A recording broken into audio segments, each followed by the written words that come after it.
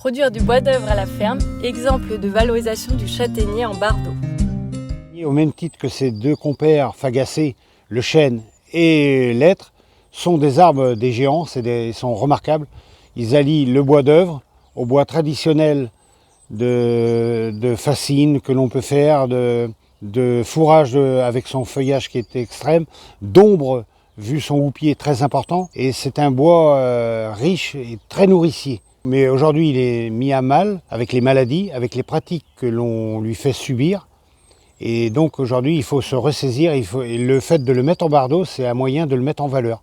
Parce que c'est vraiment des toitures remarquables, et pour la tempérance du temps, et pour le côté pluviométrie et froid. Le prélèvement des brins. On observe le contexte proche de là, puis la CP en général, l'état sanitaire, le stress. On choisit des brins sans trop de nœuds et de gourmands. Les parties avec des nœuds seront plutôt valorisées en bois énergie. On choisit des brins ayant un tronc assez droit de préférence, d'un diamètre de 22 cm minimum. Avant l'abattage, on fait bien l'entaille ou la charnière des 1/3 sur le tronc pour diriger la chute de l'arbre. On laisse quelques brins morts sur la CP pour la biodiversité, à relativiser en fonction de l'espace. Si les arbres sont malades, chancre, encre, etc., bien désinfecter la chaîne de la tronçonneuse avec de l'alcool par exemple. Et on réalise les coupes généralement pendant l'hiver. La réalisation des bardeaux.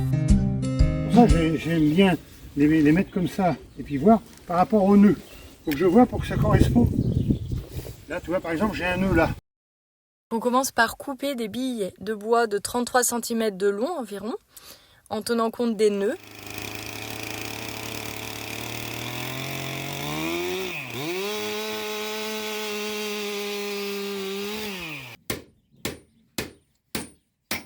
Ensuite, on les fend directement en 4 avec un coin. Oui, il va être de qualité, oui. Là, on voit il n'est pas chauffé, rien. Bon, là, il y a un petit écrit, mais c'est pas grave.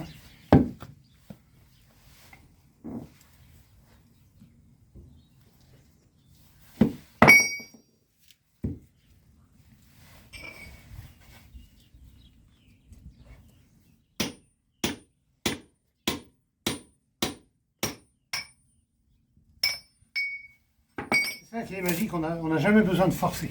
Fondre les futurs bardeaux avec le dépertoir ou poutre. Et quand j'arrive là,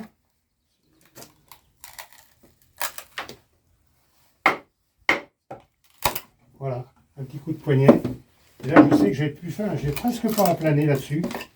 Voilà, là, l'idéal, je vais planer un petit peu là, la partie qui va être recouverte, qui va être à 0,8. Alors j'y suis presque, par l'habitude, je suis presque bon dès le départ. On enlève l'aubier sur chaque bardeau, car l'aubier n'est pas imputrescible et donc pourrait apporter des champignons. Le châtaignier, il a un avantage sur ses compères, le chêne, où il va falloir 100 ans pour qu'il arrive à maturité. Au bout de 25 ans, de par sa faible teneur en aubier, il est utilisable. Donc il est une croissance très très rapide et utilisable très jeune. On passe sur la demoiselle, où là on va aplanir les bardeaux avec une plane.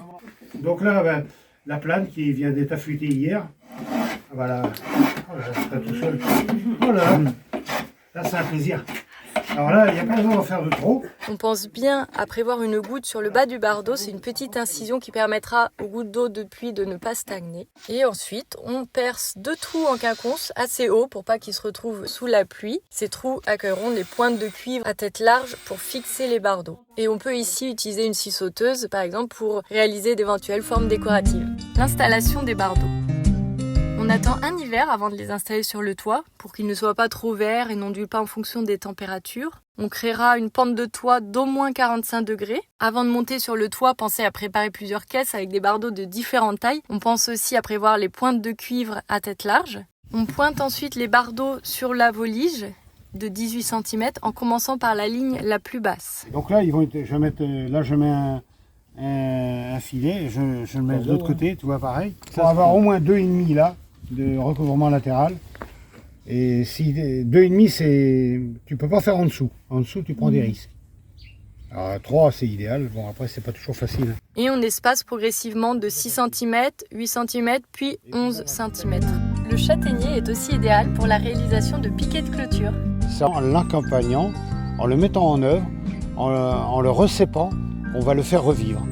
On va inciter une diversité génétique sur le châtaignier et c'est ce qui le sauvera dans les années à venir.